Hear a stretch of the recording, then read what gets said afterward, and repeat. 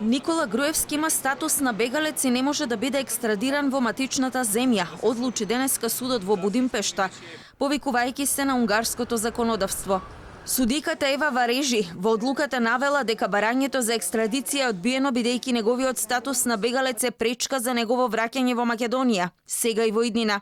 Судиката навела дека не се исполнети ниту условите за меѓународната потерница распишана од македонските власти.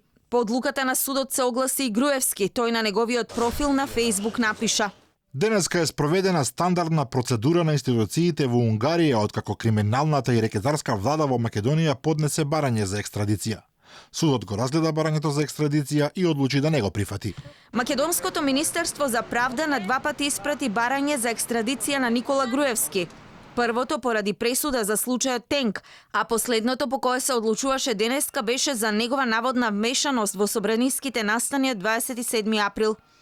Поранешниот премиер Груевски во Унгарија од ноември лани, откако Будимпешта го прифати неговото барање за азил, кое беше подкрепено со докази дека против него во Македонија се води политички прогон.